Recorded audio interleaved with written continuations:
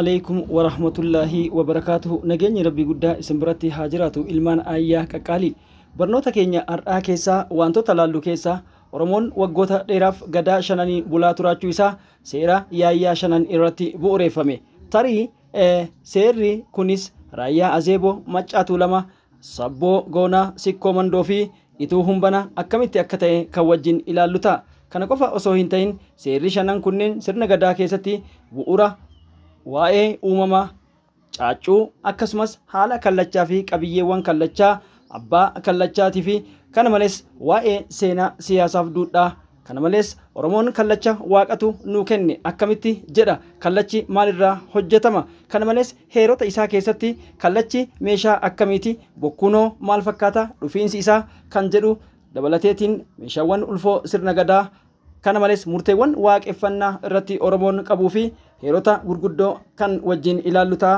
amma xumura sagantaa keenyatti akkan wajjin turtan abdii qabna.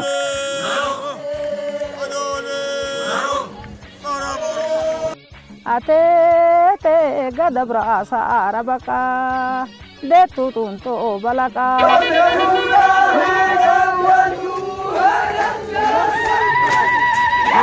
Ya waq guyyaa bara 8 irra waaqa abbo waaqa ayyo waaqula waaqa malkaa waaqartaa waaqa ambaa waaqa doolaa waaqa waajiba ayyo abbarree dobbota haasum Homisa deebichaa'oo mirga deebichaa'oo hanan deebichaa'oo murtee deebichaa'oo naa fayyad guyyaa fuudha heerumaallee warri kiyyallee iyyoo na baas akka isa Oromoo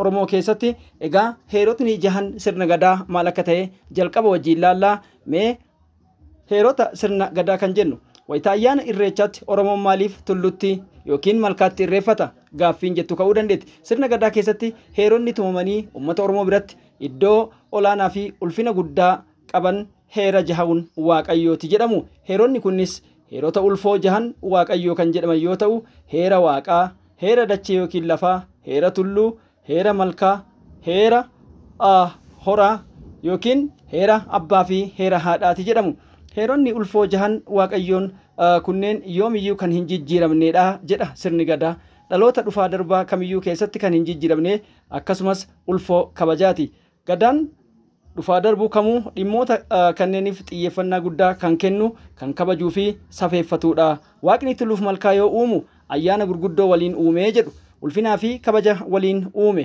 akka falaasama Oromootti tulluun olaantummaa uumamaati guddina uumamaa fi sabaatis iddoo ol jedhaa waaqatti siiqee uumameedha jedhu waaqatu ayyaana guddaa wajjin isa uume bakka waaqeffannaa fi waaqayyotti nama dhagahuus bakka araarri yookiin nageenyi itti labsamuus lafa ulfina lafa jaarsummaa bakka dhugaa fi sobni itti addaan ba'u lafa murtiin itti kennamu lafa uumaati akkasumas kan nama dhiyeessuu fi lafa safeeffannaa lafa eebbifamaa qulqullinaa fi lafa milkiiti jedhu tulluun lafa ulfoo akkasumas ammoo aadaawwan adda addaa Oromoon itti kabajamuu fi itti raawwatamu yoo ta'u tulluun mootii lafaati waaqatu lafa biroo caalchisee uume kanneen jedhanis seenaa keessatti jiru egaa waan nama boonsu keessaa yaadni waa hunda caalaa keessattuu yaadni waytii jijjiiramu akkasumas dhalootaaf waan irra dhaabbatanii boru itti gadi bahan fakkeenyaaf sagantaa kana yoon qopheessu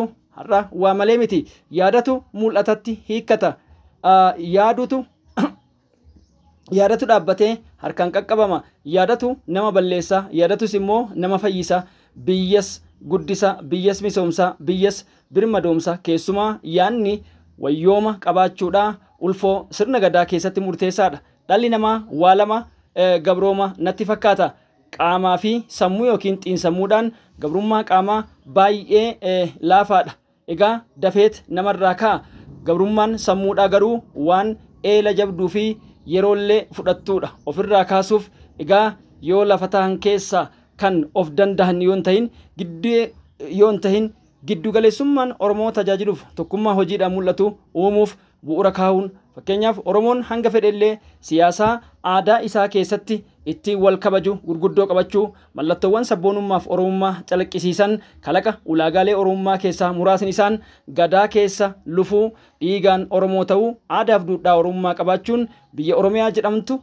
seenaa isaatii fi faajjii kallacha sirna gadaa isaa heera tarree sirna bulmaata heera gadaatiin kaa'een egaa yaanni bareedaan inni biraa immoo dhalli Oromoo addunyaa faffaca'ee jiru lammummaa kam akka qabaatu kallachi qiinxa seera Oromoo keessatti waan hedduu akka kaa'etu himama. Gumaata seenaa dhalootaa fi tiksa duudhaa fi eenyummaa ilaalchisee barreeffamoonni hedduunis barraa'aniiti jiru. hanga xumuraatti nafaana buutan jedhee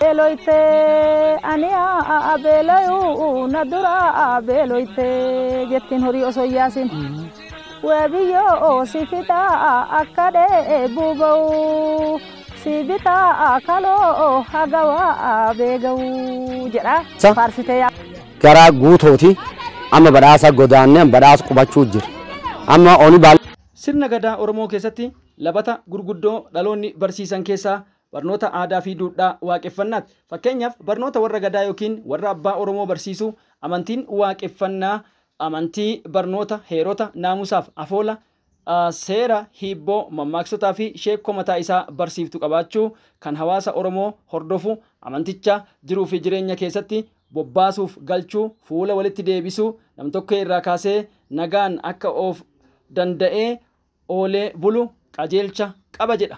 Barnoonni egaa amantii qulqulluu sirna gadaa dhugaaman dheeffatee dhaloota jaalalaa fi haqaa nagaan wal jala yaasuu kunis sagantaa gaafa Oromoonis ta'ee kuush sirna isaanii hin diigaminiin ittiin wal qajeelchaa ture hammata jedhu.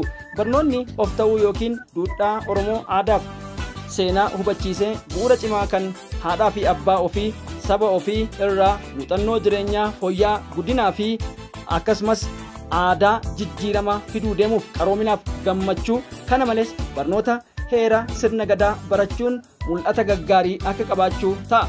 Bu'uura barnootaa akka waaqeffannaatti duudhaa Oromoo ta'ee egaa boqonnaalee 20 keessa kan barnoota fuula duraaf isinii dhiyeessinu tokko tokkoon ilaaluu ni dandeenya.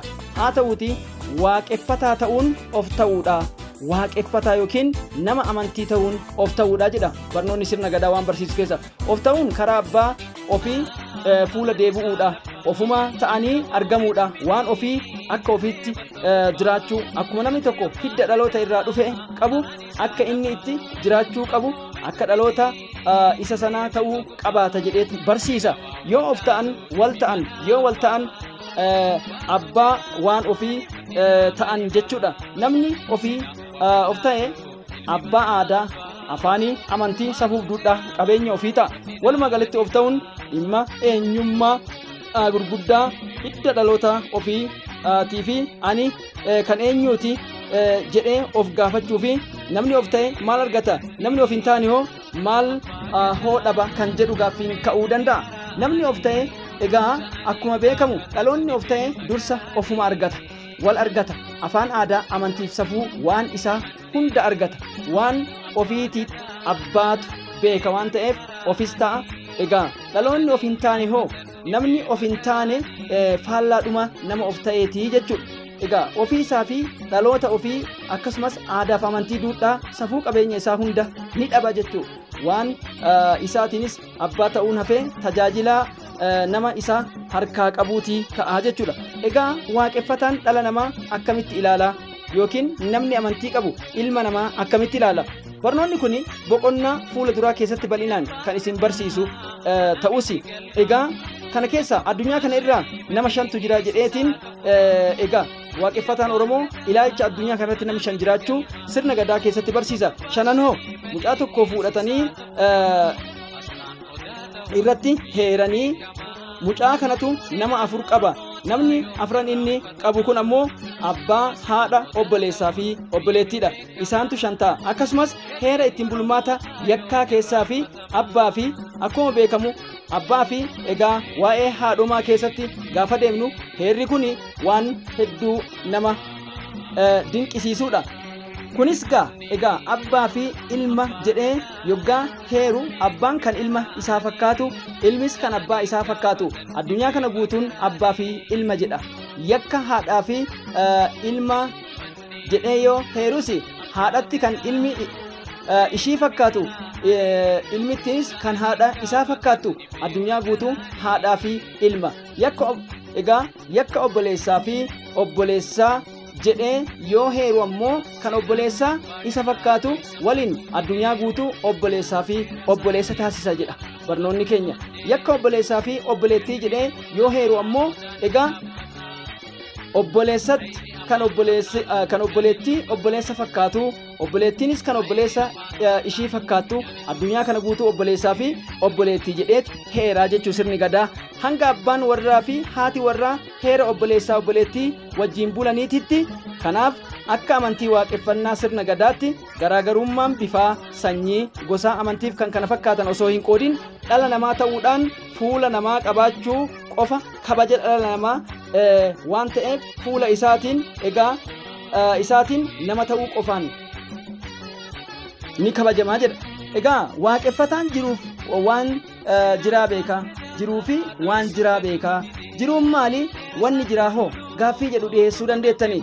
Egaa jiruu jechuun dhala namaa yoo ta'u waan jiraa yommuu jedhamu immoo qabeenya diinagdeedha jechuu. Kanaaf waan jiraaf jettee jiruu hin dhabin jedhamaa miti. Akka amantii waaqeffannaa dhala Oromoo jedhutti dhalli namaa fi diinagdeen addaan bahee beekameet dhalli namaa diinagdeet tajaajilama waan jiraatiif jettee jiruu hin dhabin yommuu jedhamus qabeenyaaf diinagdeef jettee nama obboleessa kee abbaa kee haadha kee obboleettii kee hin miidhinii jechuudha.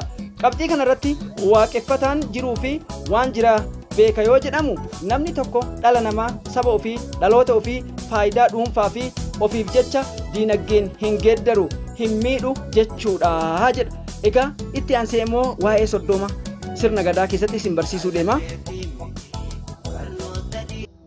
Fidinna gaaddis kaayoo waaqni nu tolchina gumiilee ta'a nagaan ta'etu waaqni nu tolchina. Maqaan kiyyaa lama tokko daroota Chikaagee jedhan lammeessoo ammoo Lookoo jedhan Lookoo duuba kaaruu kabooranaa. Gola haree sunsuma ate afi ani baye.